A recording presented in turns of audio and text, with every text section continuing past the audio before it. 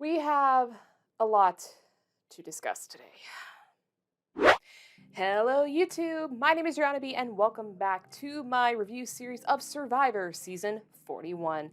Now, I mentioned this on my social medias, but I decided, because of the format of both Episode 6 and Episode 7, that I would make one full video about it, and turns out, I made the right call.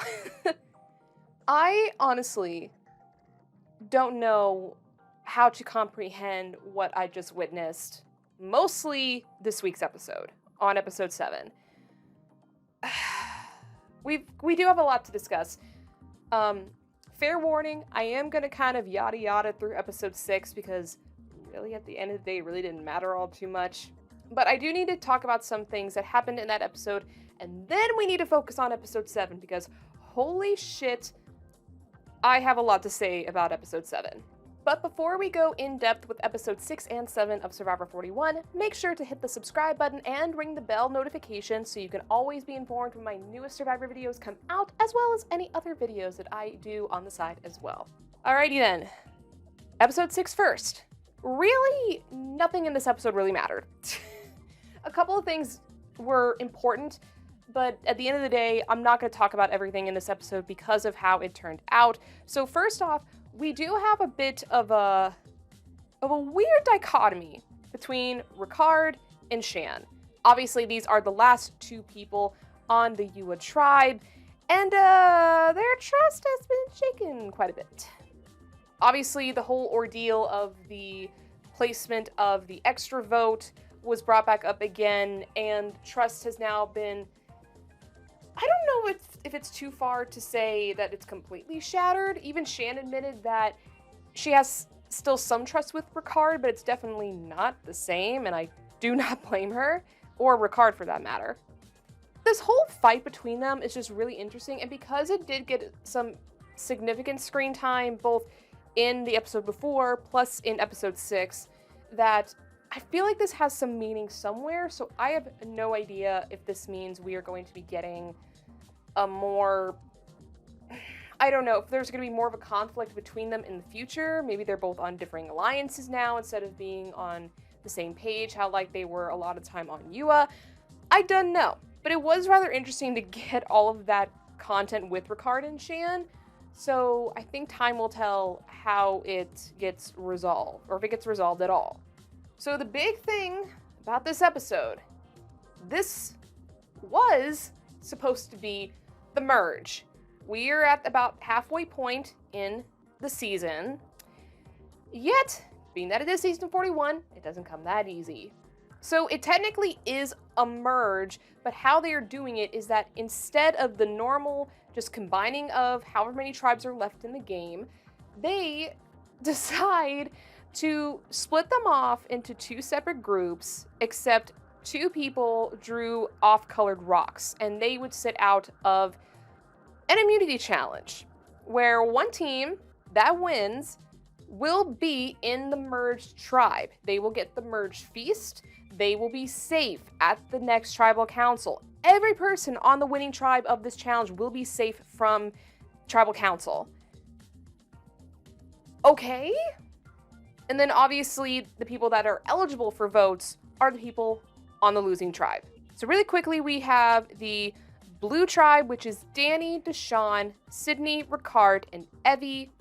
Yellow tribe is Xander, Heather, Tiffany, Liana, Shan, and then Nasir and Erica drew the off-colored rocks, so they sit out of this challenge. I have never seen a merge this weird before. I think this is probably as of yet in US Survivor history, because I honestly don't know all the details of like South African or Australian Survivor, New Zealand Survivor. I have no context on any of those. But as far as US Survivor, this is the weirdest, craziest merge I have ever seen. And probably the only one that would come even close to this would probably be in Thailand, where they had the fake merge, where they basically were told that they were going to be living on the same beach. They assumed it was a merge, and then Jeff told them in the next immunity challenge that, nope, you guys were just living on the same beach for a day. So, yeah. So going on with the challenge, it was very brutal. particularly for Yellow Team, because they don't have the best physical people on their tribe. They have Heather and Tiffany, who have shown to have struggled a lot in challenges. So basically, Xander, Liana, and Shan kind of had to pick things up a bit. Especially, I would assume Xander probably had the most ground to pick up for that tribe. But it was of no avail because Blue Team did end up winning, so they get the new merge buff, they get the merge feast, and they are all safe from the next tribal council. And because they won, they also got the choice between Nasir and Erica of who would join them on the feast. They decide, by Danny's words, rock, paper, scissors, which you know that's all bullshit, but they chose Nasir. I saw that coming. We already had some foreshadowing that Erica was not particularly liked on Luvu. She was seen as being very schemy, very conniving, and they didn't want her to be a part of their group. They thought that they were going to be safe, and they didn't want to save Erica. They wanted to take her out. So instead, Erica goes to spend 2 days and 2 nights on Exile Island. Like, this is so bizarre. This is like, I did expect someone to go to Exile Island in this episode, but in the way that it's being paired with the merge here, I just was so like, this is so weird. This is so outside of what the show has done up to this point. I was just completely, really taken aback with all of this. There was some talks at the merge feast. I'm gonna kind of not even talk about that, it really doesn't matter. Erica did get a slight life showcase moment, which I think is telling. So, don't know if she's going to play a bigger, well, she will play a bigger role, but we'll get to that, because that is, oh boy, Erica's involvement in this episode, it is pretty controversial among all of us Survivor fans. But she did get a big reel up in her confessional count because of all of this on Exile. Now, back at the camp, we're focusing on Yellow Team, the one that did not win the immunity, and now they are up for elimination. So, what is, I think it'll really play into episode 7, is out of nowhere, Shan decides to talk to Liana about the advantage that she got from the summit where the both of them were at the last time, except Shan decides to tell Liana this in front of Tiffany. Now, when I was watching or listening to a podcast on Rob as a Podcast with Lauren, who was on Island of the Idols, she was the first person to say, this is the point where the lack of food is really coming into play here, because if she had been well fed, then Shan would not have made this asked this stupid question to Liana. And Shan is now starting to make some tiny, tiny little mistakes. I think she's showing more of her paranoia, which isn't great. She is now talking about advantages in front of other people that aren't in her alliance. Not good. And I just think she's not thinking as straightforward as I felt like she has been in earlier episodes. And I don't know if it is the lack of food or if it's just the craziness that is the season already. I don't know. But she will come into play again in the next episode, but it all kind of started right here. So because Liana basically got caught, she has to go to Tiffany and tell her about her advantage. Or at least she thinks she does. Here's my thing.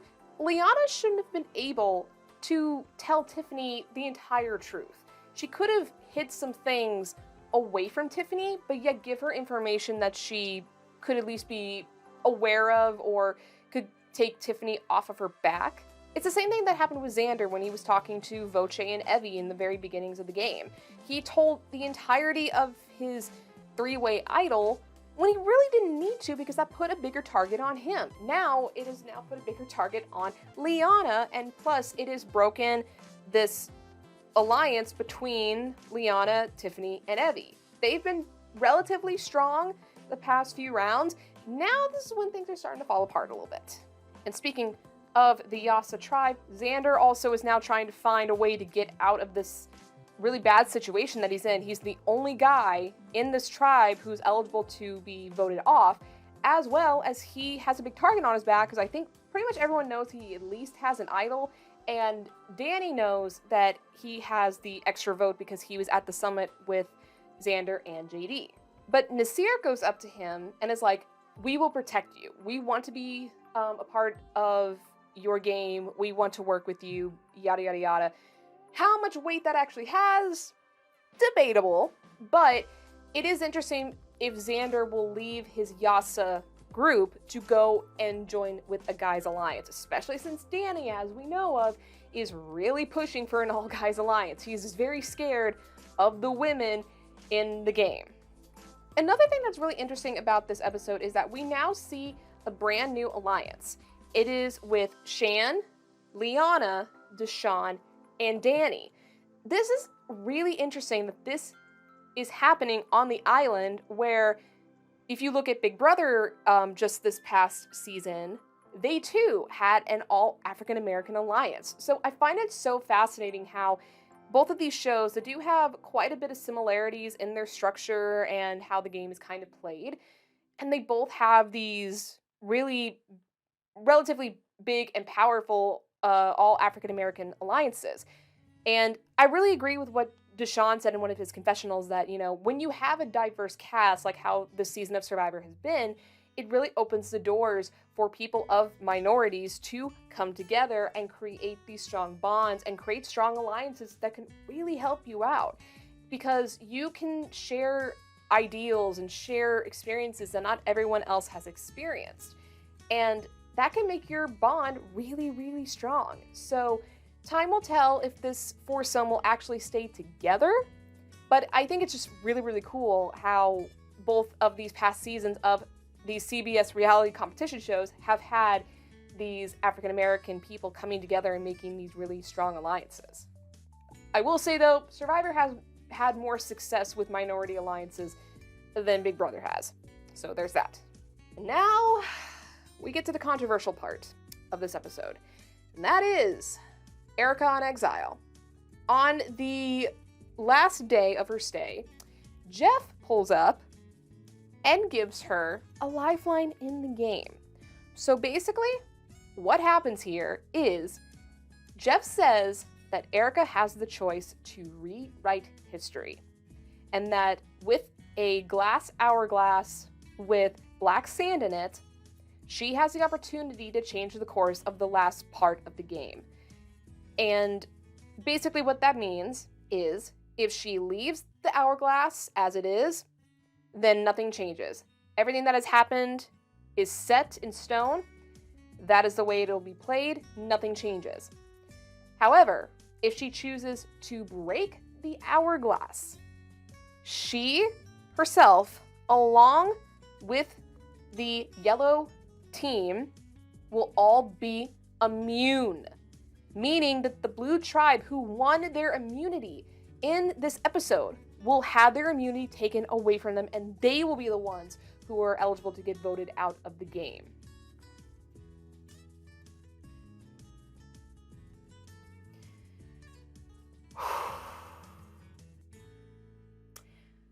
I would like to think that myself and most Survivor fans did not like this twist at all. This is probably one of the worst twists in Survivor history. This is completely unfair. Literally, you are giving one person the opportunity to just erase everything that happened in this episode. And that's why I keep saying that this episode really doesn't matter, because what it sounds like is that Erika is going to smash the hourglass because, first off, it saves herself from being voted out. Otherwise, she would have been vulnerable. She would have gone home. Or she can save herself and then save people that she never had any relations with, but she has a better chance of working with because she didn't get along with many people on Luvu. It's a no-brainer. Of course she's going to smash the hourglass and basically just erasing an episode for apparently no reason. It's like, what's the point of having a twist that the person is going to take? So basically, we just wasted 1 week of Survivor. It's like, why? It's like, I can understand why you would break this kind of merge into two parts, but why not just make it a 2-hour episode instead of just dragging it on for a week and you leave it at a cliffhanger? We don't even know in episode 6 what Erika's decision will be, although it is blatantly obvious that she is going to break the hourglass. This whole entire thing just is so unfair.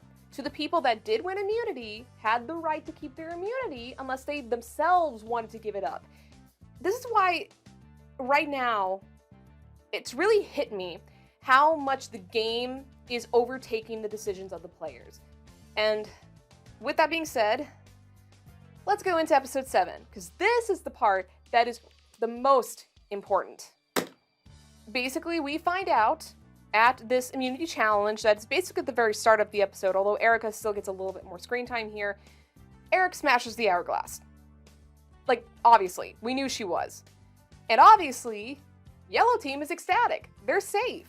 But now you have the people who had their immunity ripped away from them, and they had no control of it whatsoever. And I understand that the game of Survivor can be unfair. It doesn't have to be fair. This is a step too far, in my opinion. This twist is just... This is the part where I feel like the game is dictating the players' decisions versus the players dictating the way the game goes. I like it better when the players get a chance to work out these things on their own time, at their own pace. I like it when things happen organically. I do see value in throwing things like idols or certain advantages, but this? No, this was not fair. It did lead to a lot of excitement in this episode, but at what expense, basically? I was just left with, are we really willing to sacrifice, like, fair gameplay for these players? For a dramatic theatrical episode and tribal council? I just really don't see it being worth it. I know it's just my own personal opinion, and I do know when I was looking through a lot of social medias and listening to podcasts, there were a lot of people that loved this episode. And not to say that I didn't enjoy it for what it was, but I was just so bogged down with these twists and advantages that are just so overused and so unfair to the players. It just really dumbed me down to this episode. But we got a lot to talk about that later on. Really quickly, we do need to talk about the immunity challenge, which now consists of Evie, Ricard, Nasir, Sydney, Deshawn, and Danny. You definitely noticed the editors were editing a lot out of this challenge. It was barely on screen for like 5 minutes, it felt like. It went by like that, and it kind of was just like yada yada. It's like basically we should have just had like the most simple challenge in the world and just have it end with someone winning. This is like the most useless challenge I think I've ever seen in Survivor history. And that is saying something, because there have been some weird and bad challenges throughout Survivor history. I think because of just how the episode turned out, did not really, I don't know, it just felt like it didn't even need to be there. It was like the least interesting thing. I will say it was tense because it was between Evie and Sydney for the longest time until Ricard came out of nowhere and won. And he did win the immunity this episode, so there's that. But it just was so fast-paced that I just was like, okay, yep, the challenge is over. Okay. Now when we get to camp, obviously things are completely flipped around. No one expected this to happen. Here's the thing also that kind of messes with me is that when players in the game are complaining about it being unfair, you know that there is a problem. And I think I'm filming this on the Friday of this week, so it's been 2 days since the episode is aired, and even Danny, I think, did an interview online, and there was apparently this confrontation between Danny and Jeff. I don't know if it was a tribal or if it was somewhere else, but basically Danny was saying, this is unfair. I couldn't prepare for this. What the hell? And Jeff, kind of wanting to not, be rude to him, I guess, was saying, okay, well, how do we fix it for future seasons? And then just Danny kind of just was like completely like upset about that response, and he's basically saying that this is unfair. And he's right, this was completely unfair. And for the fact that he is in the game and saying it's unfair, that's a big glaring problem. And I know Deshawn was saying it was unfair And I think he even said it in the tribal that, he said he wishes that he could just play this game off of his social skills. And he should be able to, but when this shit happens, it's hard for you to do it because you got so many other things to worry about. He did have a good attitude about it, I will admit, but you could definitely tell that Danny and Deshawn, from what we saw, were the most obvious people that were just so against what just happened. But we're left with it, we gotta move on, so now things are getting interesting. Basically, the big thing of the episode is, will Liana use her knowledge is power advantage? Will she steal Xander's either extra vote or his idol? My opinion, this is way too early for her to even be thinking about using the advantage. This to me is the case of Liana having big move-itis. She wants to make a big move. She wants to attack Xander because he has held a lot of power for a lot of the games so far. And she also mentioned that she felt undervalued and underappreciated, and she wants to prove that she's worth something.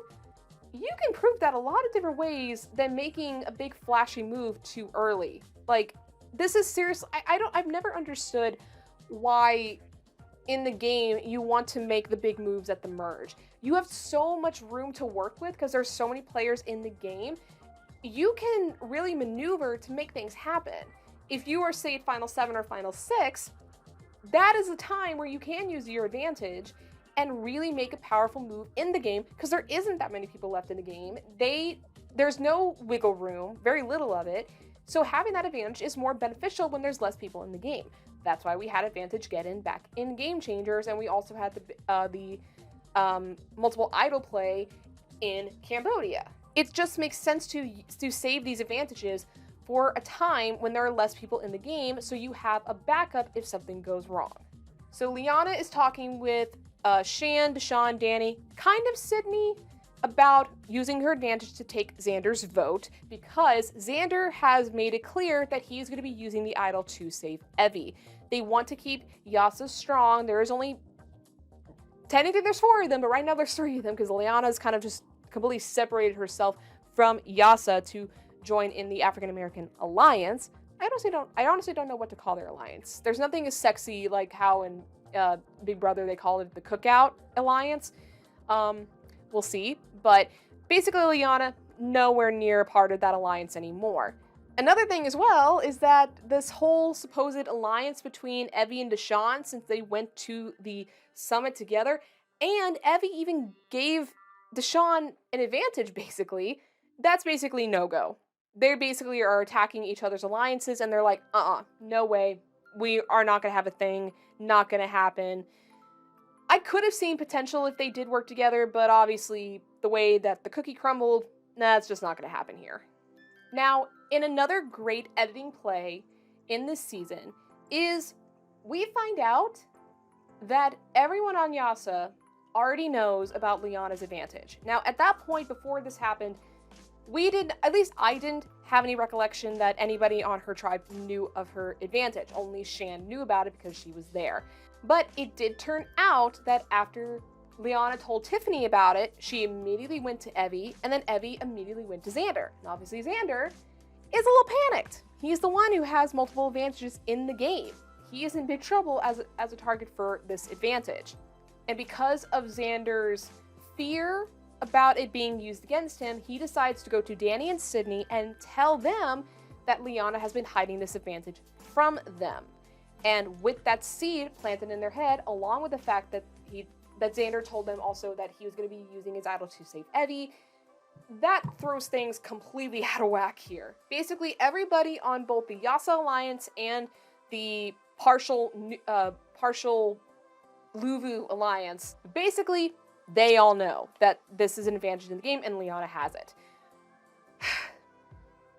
This is where I give credit to Deshawn. Deshawn had the right idea when he learned about this. This is the point in this situation. This is the point where you enact the safe vote. And because of Deshawn's fear that he could be targeted, because I can't remember if, I think someone did mention Deshawn's name to be thrown out there. I don't remember who it was, but now that his name is out there, Deshawn is like, if Xander's gonna play an idol for Evie, and if my name is being thrown out there, I don't want to go home here. We need to have another vote. We need to throw another hat into the ring. And basically, he starts targeting Sydney, which it does make sense. Sydney is the safe vote here. She really doesn't bring much to this alliance. She was kind of always in the background, someone to be loyal to you, but wasn't making a lot of big strategic plays.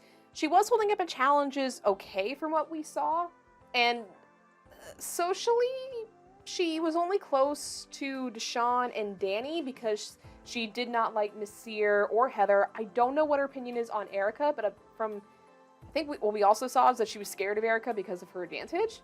But this is the point where having a safe vote does make sense. At this point, Liana should not have even bothered keeping up with the advantage. She should have just saved it. They would have gone for Sydney and everything would have been fine. And it would have been better if they played it up as if Liana was going to use her advantage, and then Xander plays his idol on Evie, and that way you flush out one of Xander's idol/advantages, and you get a person out of the game that isn't the main core of your alliance. That would have been great, but basically Liana just wanted to play this advantage. She saw this as her opportunity. Shan also pushed it a bit as well, which is another thing about Shan, if she's getting probably too in her head about what's going on around her. But basically, they all just got so stuck on this idea to steal Xander's advantage and use it for themselves, they didn't think about the repercussions of what doing this move too early could mean. And now, we get to Tribal Council. First off, a super long Tribal Council. Literally, we were, like, at what, 7:30 my local time, and we still had half of an episode left, and we're already at Tribal? I knew from the minute that this was happening that there was going to be a live Tribal Council. There was no way they were giving us this much screen time when normally a Tribal Council is like, what, 10-15 minutes of screen time? The fact that we're getting double that, I knew it was going to blow up. And boy, did it ever. Xander did show his advantages. He mostly played up the idol, not so much the extra vote, but he showed off that he had things to play tonight and that he was going to be using it for Evie. Of course, then Deshawn comes up and is like, yo, Evie, I love you, girl, but, you know, you told me all this stuff about Xander. You told me that he had these advantages. I already knew about them before I met the guy. And that's a really good, again, another great play on Deshawn. And that puts a little bit of seed of distrust within Xander and Tiffany to a certain degree, but Evie, I guess, does save it pretty well. But I can't help but think that that's now going to be a point of contention between the three of them. So I guess after the madness that is this Tribal Council gets over, will we see the repercussions of that? And because Xander showed off his advantages, Liana, although prompted by Jeff, Liana's the one who answers next, saying that she has an advantage and that she can steal someone's advantage and or idol if she asks the right person and the right question. So with a big smile on her face, she looks to Xander, who's sitting right next to her, and is like, do you have an idol, Xander? And this moment was fantastic. Xander looks at Liana and goes, no, but you can have this fake idol. I honestly should have seen that coming. I should have known that the Yasa 3 would have come up with a plan to counteract this advantage since they had some time to work on it not affecting them. And boy, was it a surprise, and I loved it. Basically, what happened was Xander gave both the extra vote and the idol to Tiffany.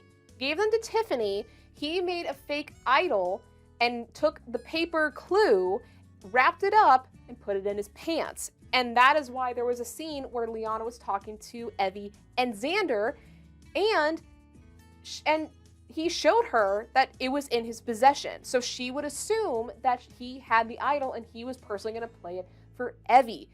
That, again, another great editing by the editors. So good, and I was taken aback, but I loved it. And to see the smiles on Tiffany, Evie, and Xander's faces, as well as seeing the drop on Liana's and Shan's too, oh, it was so good. It was so good. Not that I hate Liana or Shan. I do like them, But the fact that they were being so cocky, especially on Liana's part, to see that moment where the moment crashed, I can't help but to love that. I really can't help but to love that. And now, because of this new revelation that the advantage steal is gone, and now we know that Xander most likely doesn't have his idols on his possession, that's when shit basically hit the fan. Everyone starts to whisper, everyone goes off into their groups and starts basically having a live tribal council.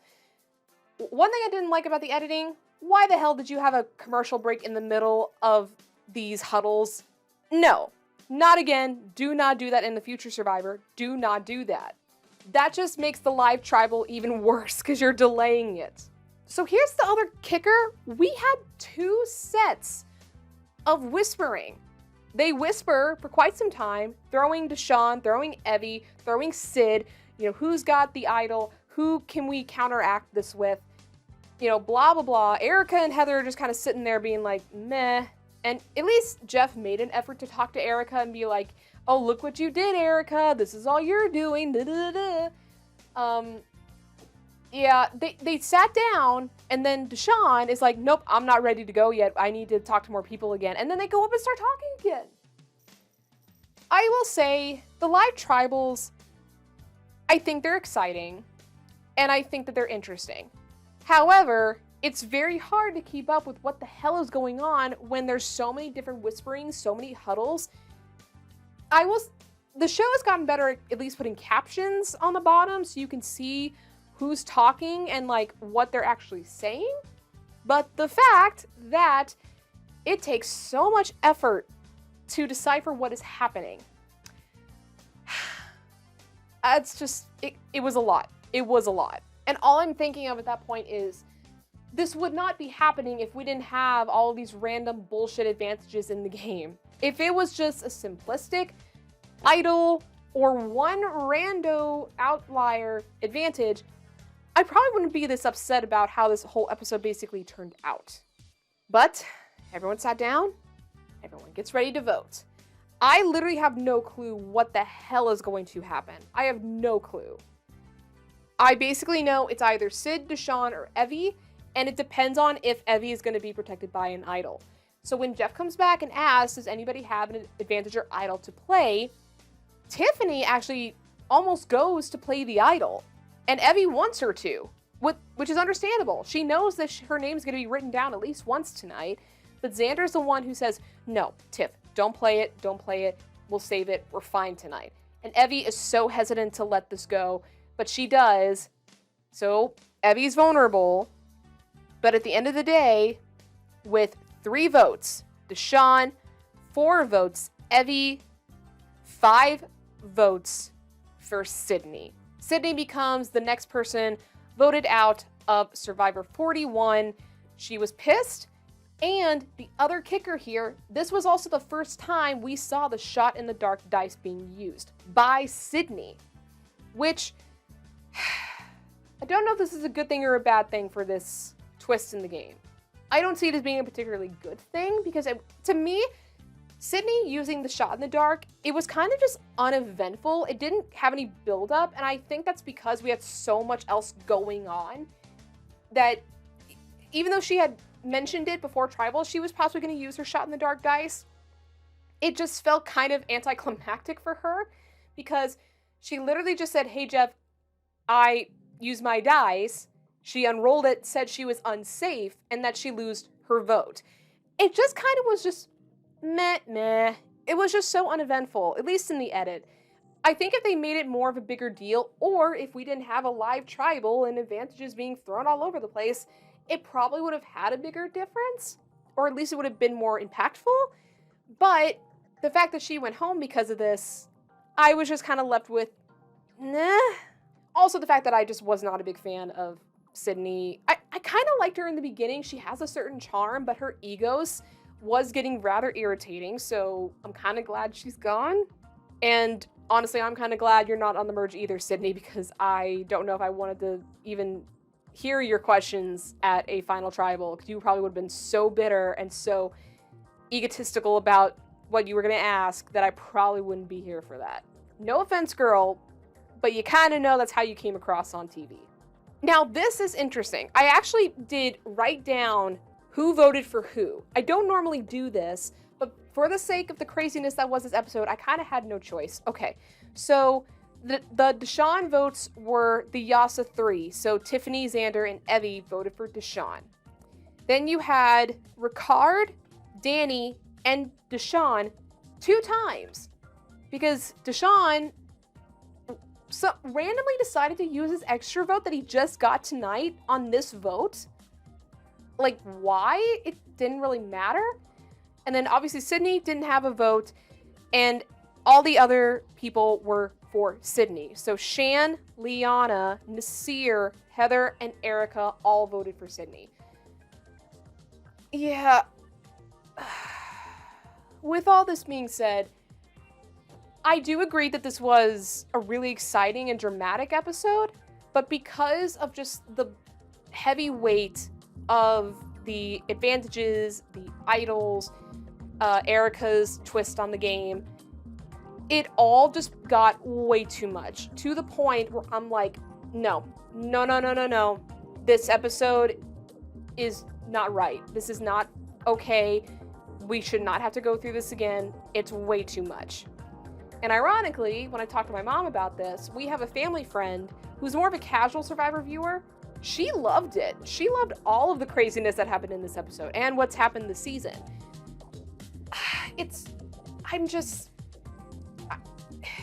I didn't love it as much as other people did. And that might be a hot take, I know, but because of just all of these advantages, all of these game mechanics, I just feel like it's Survivor going one step too far. I really just want, after this season, if Jeff really listens to the critiques that people like me or podcasters are saying, we need to take some steps back here. We can have an exciting season of Survivor with simple advantages, one type of an advantage, or none of them at all. I am so done with all of these different advantages being used into play in the same season. It gets way too confusing. It's hard to keep track of who has what. The only reason I'm keeping up with it is because I am taking notes, people, and I know the casual viewer does not take notes. It just becomes so frustrating when the game is getting so confusing that you cannot keep track of it. And that's a big problem, especially for people like me who do study the game. We do watch for details. We want to see who is going to win, who is going to make it the furthest. We want to know the strategy. It's hard to do that when the game is almost interrupting the strategy here. And it gets very frustrating. And it just made me so frustrated. And I'm hopeful that producers can see this and we can learn that we don't need all of this to have a good dramatic season of Survivor. There were plenty of old school seasons that were plenty dramatic because it's the players themselves that make it interesting, not the game mechanics. I think that's a big problem if the game mechanics are the thing that are making your show exciting to watch. I want to watch the people. I want to watch how they play the game themselves organically. Is that really so much to ask? And maybe it is because we are in a modern era and because Survivor wants to be super exciting and fun to watch, they are going to keep throwing this stuff out there to us. But I just hope that it's not as bombastic as it has been in this season. And I'm really hoping that next episode we will not be getting any more advantages. I'm done with advantages for the rest of the season. We're done. If we get any more, I'm going to feel like the show is trying too hard. Okay. Well, that's it for 2 episodes of Survivor for you. Oh, I had a lot of opinions about this episode, and I'm kind of glad I gave myself like a good 24-hour break at least to kind of process all of this. It was a lot. I don't listen to a lot of podcasts. I had to just go through my notes. I had to watch the episode twice, and I just had to really sit down and reflect on what I was going to say here. And I'm hoping that this season is not going to turn into a big cluster F of stuff like what we saw tonight, 'cause I don't know if I'll be able to handle that. I love these players, I love this cast, and I'm so glad to have Survivor back in my life, but if this is how it's gonna be so hard for me to keep up with it and for me to actually enjoy it without feeling completely stressed out of my mind. So we'll have to wait and see with episode 8 what is going to happen with the rest of the season, or it can at least give us a template of how the rest of the season is going to go. Now that we are officially in the post-merge, individual games are now in play here. Time will only tell. Really quickly, I did want to talk about the game within a game. Episode 6, it was Can I Have Your Jacket, which is a bit of a nod to David vs. Goliath by Angelina. Loved that. And the game within a game for episode 7 was just Idle. Kind of a boring game within a game in an episode that was anything but boring. But that's basically it for this review of both episode 6 and episode 7 of Survivor 41. Thank you so much for watching and putting up with my rants of these 2 episodes. If you did like it, please give it a thumbs up, leave me comments down below. What did you think of all this craziness that was these past 2 episodes? I know there's some players that have very strong opinions about it, so I would love to read your own comments to see what you thought about it. So leave me those comments down below, and if you want to see my future videos or videos I've already done, go ahead, hit subscribe, and hit the little bell icon so you can be notified when my videos come out. That's all I have for you all today, and until the next video, bye! Mwah.